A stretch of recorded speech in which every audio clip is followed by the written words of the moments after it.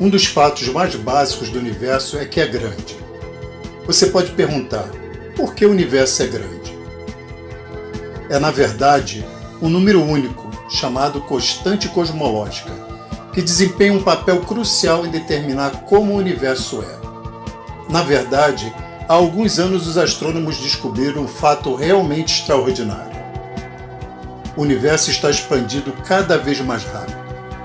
Mas a velocidade é 1 milhão de bilhão, de bilhão, de bilhão, de bilhão, de bilhão de vezes mais lenta do que os físicos tinham previsto. Quando eles erram por 1 milhão de bilhão, de bilhão, de bilhão, de bilhão, de bilhão, de bilhão, tem algo muito errado com a sua compreensão de física básica. Pior que esse número, a constante cosmológica, precisa ter um valor extremamente preciso. E se esse valor divergir, mesmo que um pouquinho, muda radicalmente nossa percepção do universo. Se você vê uma situação em que, caso o parâmetro tenha um valor muito perigoso, você o muda um pouquinho, o mundo poderia mudar radicalmente e estaríamos todos mortos. Não poderíamos viver. E os cientistas ficam imaginando de onde isso vem. Como é possível? Então, diante disso, os cientistas observam a situação e dizem: nossa, alguém se importou mesmo em colocar esse parâmetro no valor correto para que nós estejamos aqui. E é um universo simpático que se importa muito.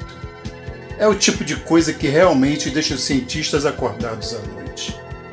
Faz eles pensarem: talvez tenhamos entendido algo sobre o todo completamente errado.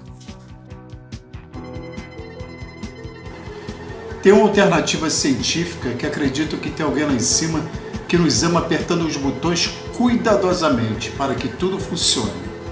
Essa alternativa, resumidamente, é que tudo que vemos em nosso universo observado é, na verdade, uma parte muito pequena de um multiverso muito mais vasto.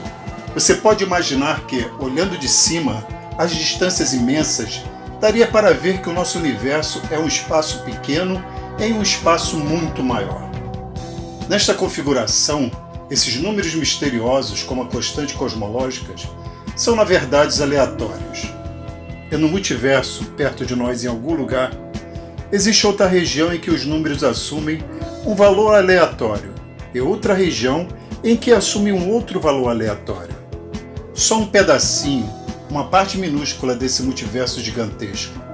Por razões completamente acidentais, esses números assumem valores muito especiais que permitem que estruturas cresçam, e estrelas e galáxias se formem. No fim, coisas como nós se formam. Esta é realmente a interpretação extrema da presença de um afinador, a presença de Deus. Como os defensores do design inteligente dizem, se você acreditar que há alguém que se importa e ajusta os parâmetros para que você exista, isso coloca a nossa existência no centro da realidade. Se você acredita que todo o nosso universo é uma partícula de pó em um multiverso gigantesco e quase todo letal, é uma filosofia simetricamente oposta sobre o que o nosso universo é. Na verdade, é uma ideia que muitos físicos odeiam, porque certas questões se tornam coisas que eles não esperam entender. Alguns físicos são defensores da ideia de que as leis da física são diferentes em partes diferentes do multiverso. Que as coisas que eles medem em experimentos não são mistérios profundos da criação de Deus, mas sim acidentes aleatórios em nosso universo. Que talvez até a partícula de Higgs seja um acidente aleatório que ocorreu em nosso universo e que permite que a vida exista. Mas não há explicação. Em certo sentido, é o fim da física. Por outro lado, temos a direção que os cientistas seguem nos últimos 400 anos, na direção de uma beleza, simplicidade e simetria cada vez maiores, que foi a direção que se comprovou correta muitas vezes, com as descobertas cada vez mais profundas sobre o modo como o mundo funciona. Por outro lado, temos a ideia do multiverso, que nos coloca em uma configuração real não de simetria, beleza e ordem, mas fundamentalmente de causa e distâncias enormes. É uma questão de grande escala e o LHC deveria nos direcionar para um desses lados. A massa da partícula de Higgs, a partícula de Deus, poderia dizer ou dar aos físicos uma pista do que virá em seguida. Se a massa estiver no lado mais leve, então é consistente com alguns dos padrões que uma parte da ciência acredita: a supersimetria.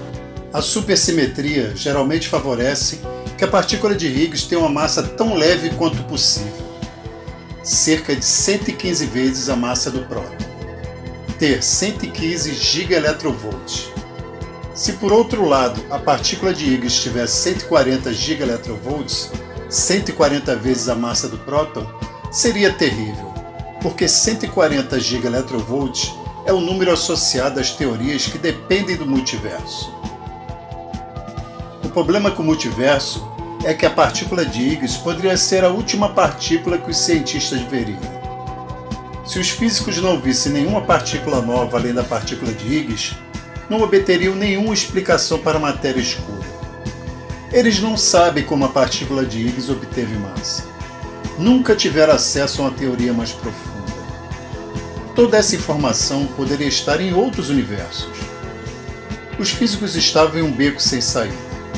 Se fosse exatamente esse número de 140 gigaelectrovolts, seria assombroso.